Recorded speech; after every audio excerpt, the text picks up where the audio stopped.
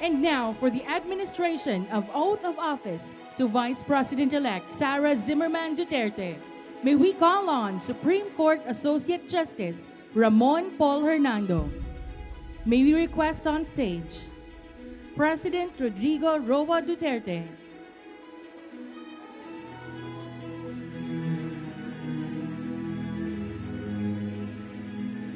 and Mrs. Elizabeth Zimmerman Duterte to witness the oath-taking.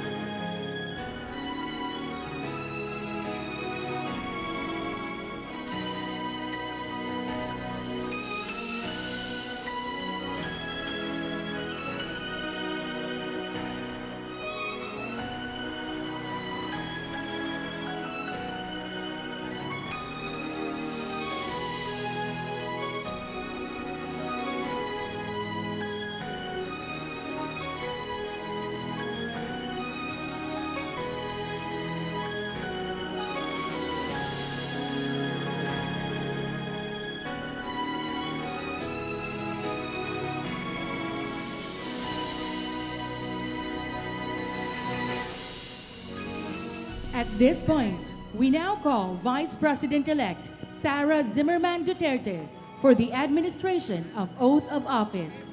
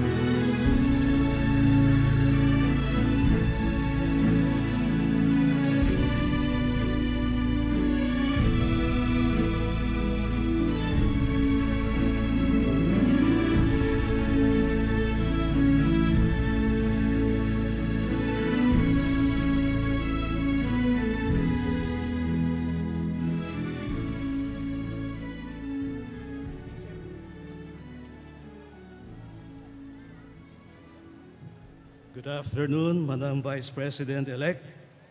You will be taking your oath pursuant to Section 5, Article 7 of the Constitution as the duly elected Vice President of the Philippines. Please raise your right hand and repeat after me. I, state your name, Sara Zimmerman Duterte, do solemnly swear do solemnly swear that I will faithfully and conscientiously fulfill that I will faithfully and conscientiously fulfill my duties as Vice President of the Philippines, my duties as Vice President of the Philippines, preserve and defend its Constitution, preserve and defend its Constitution, execute its laws, execute its laws, do justice to every man, do justice to every man, and consecrate myself to to the service of the nation. the service of the nation. So help me God. So help me God.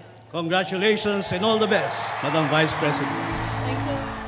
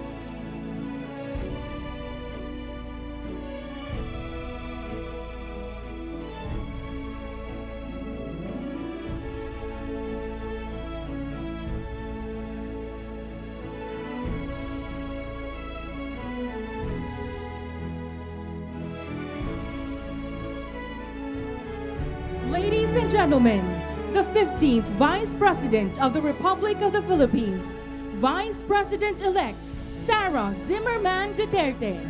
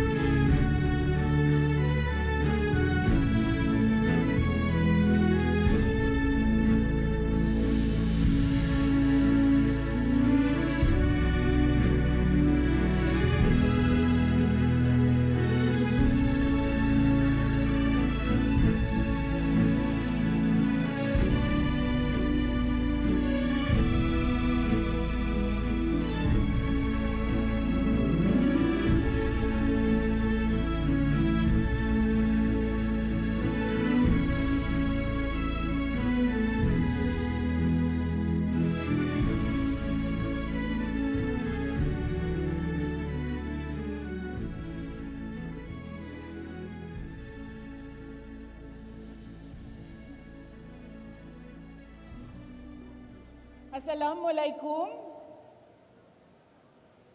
to our foreign guests, sa aking mga kababayan. Magandang hapon po sa inyong lahat.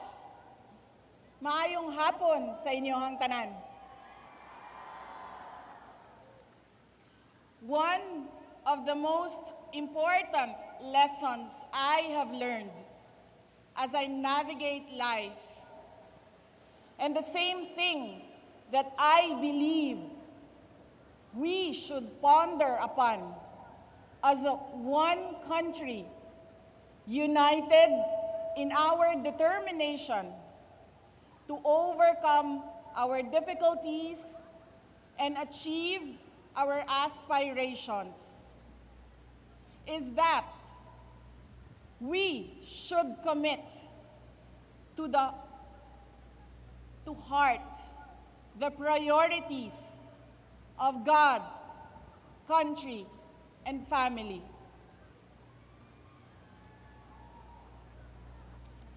My life is a testament to the power of a God whom we know by many names. My younger self was consumed by a dream to become a doctor. I pursued a pathway that I thought could help me realize that dream. But I was directed toward another way. And now I am a lawyer.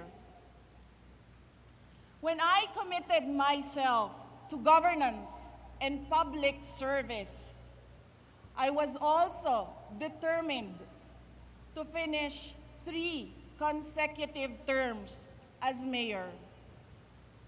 That will not happen anymore.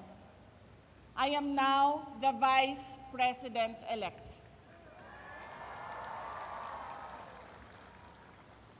The voice of 32.2 million Filipinos was loud and clear. With the message to serve our motherland. And this message has been reiterated in my oath to consecrate myself to the service of the nation. There is a God whose will transcends the desires of our hearts, one whose will directs us to the way that we might not have imagined, but a way that consecrates ourselves every day to help our fellow men overcome the difficulties they face in their lives, to change lives, to save lives. If you all take a moment to listen to the call to serve and decide to heed the call, In the same way that many are already devoting their lives as hardworking farmers and fisherfolk that ensure that there is food on our tables, dedicated health workers who help the sick, brave soldiers who fight for our country, honest and fair entrepreneurs who support our economy, patient school teachers that guide our children. I believe the country will be heading towards a future of hope, security, strength, stability, and progress. Today, we celebrate the life and works of our national hero, Dr. Jose Rizal. May his memory light up the fire within us to become patriots. Rizal taught us that selflessness and sacrifice could change our country's fate and shape our children's future. The bravery of Rizal completes the fabric of our identity as Filipinos. Magkasama sana tayong bumangon bawat araw, kasabay ang nag-aalab na pangako sa ating mga puso na mahal natin at patuloy nating mamahalin ang Pilipinas hanggang tayo ay nabubuhay.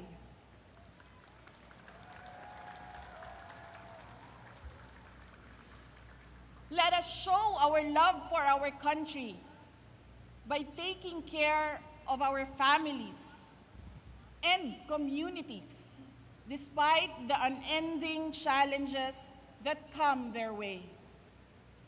Today is Father's Day. This is a time for families.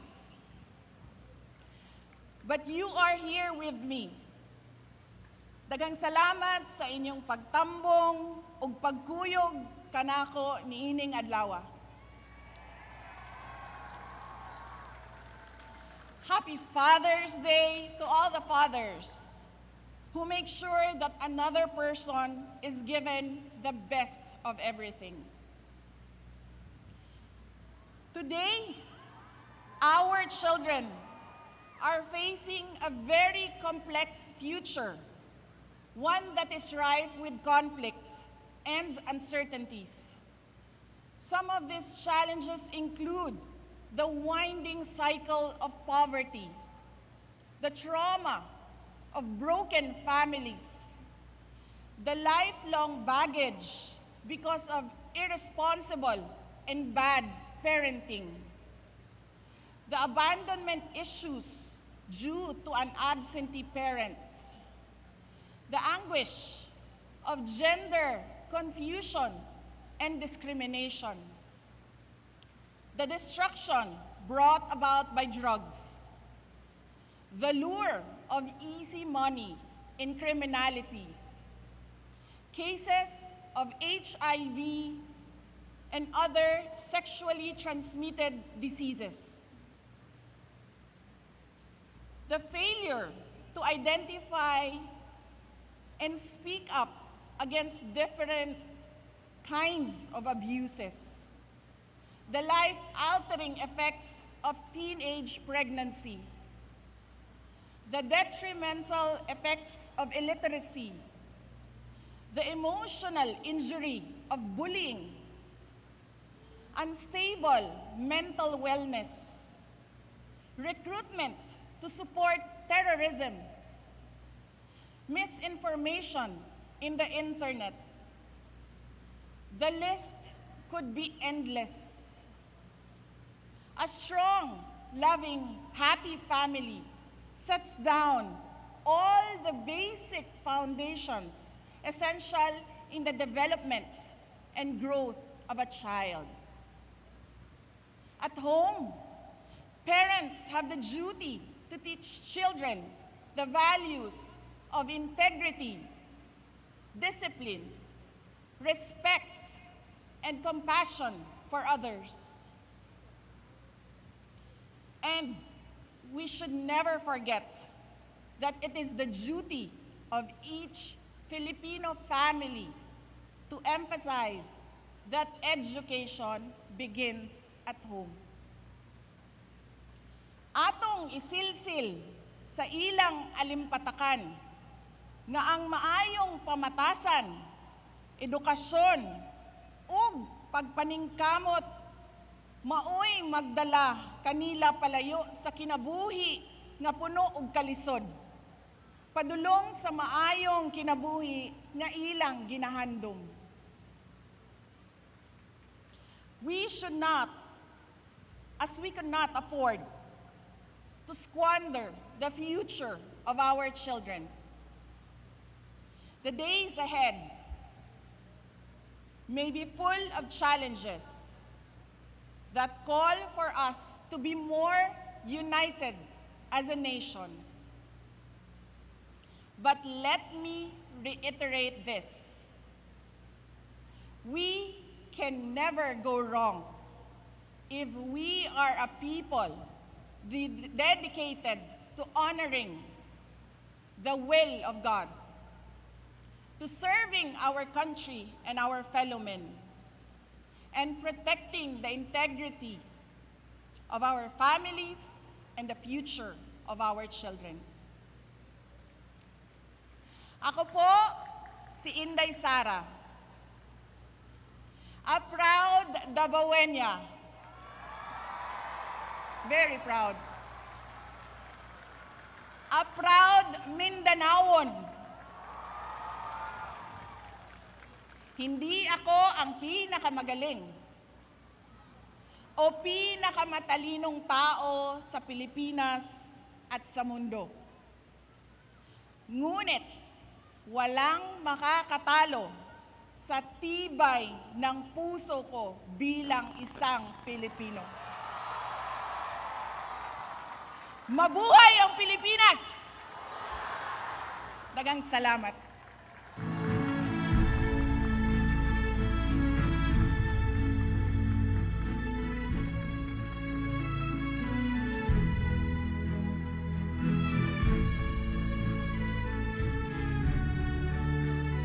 Thank you very much, Vice President-elect Sara Zimmerman Duterte, for your message.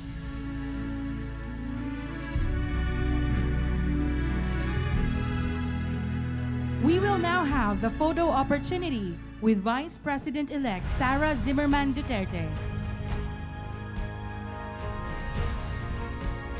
May we request President Rodrigo Roa Duterte, Mrs. Elizabeth Zimmerman Duterte, and Associate Justice Ramon Paul Hernando to join the Vice President-elect.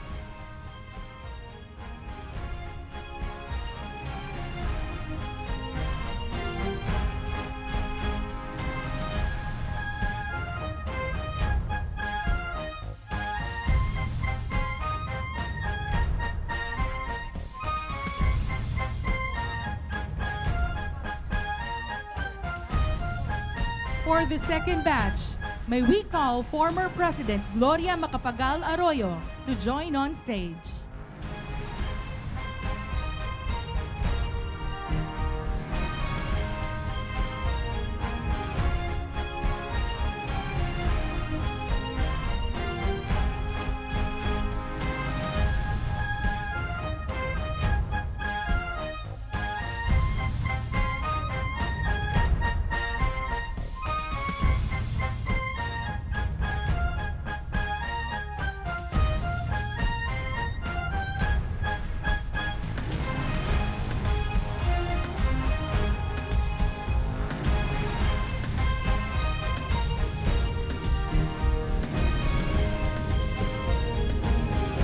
Thank you, Associate Justice Hernando and former President Arroyo. And for the third batch, the Vice President-elect with her parents, President Rodrigo Roa Duterte and Mrs. Elizabeth Zimmerman Duterte.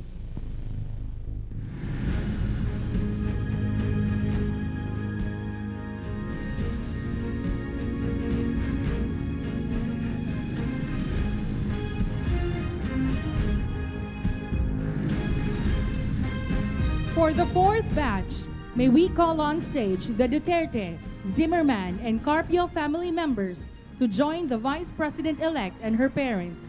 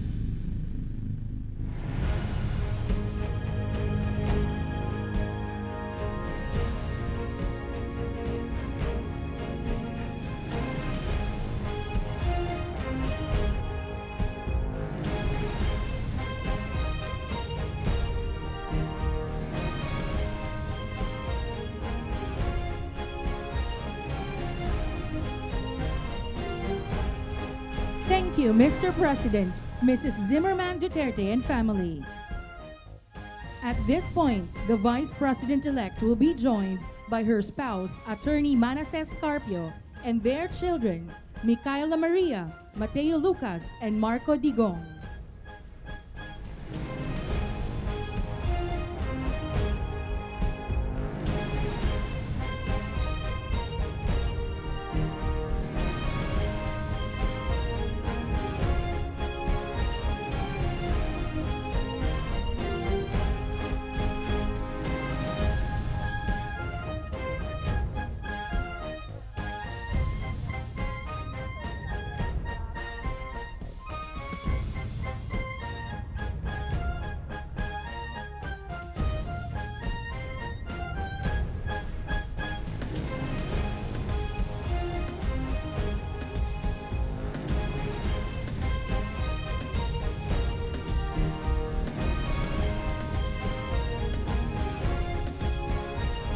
Thank you, Attorney Carpio and children.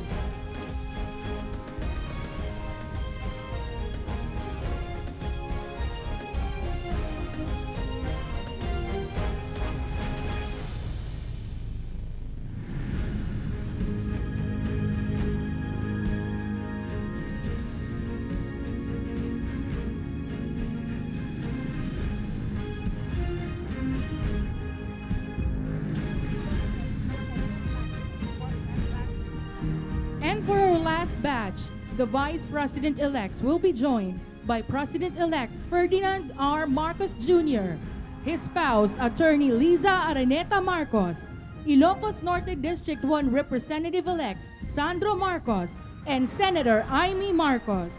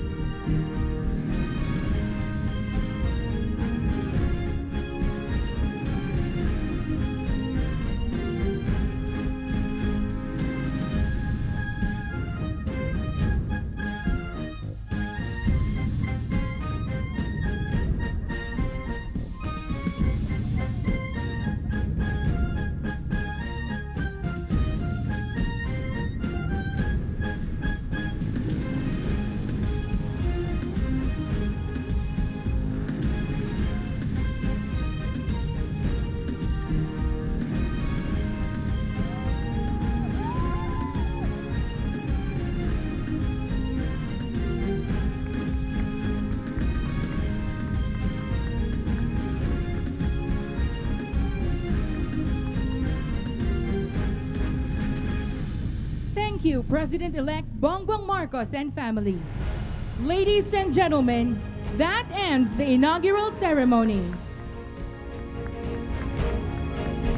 Once again, thank you, Mayor President Rodrigo Roa Duterte, for your presence in this momentous event. Thank you and congratulations, Vice President-elect Sara Zimmerman Duterte. And to all of you, daghang salamat.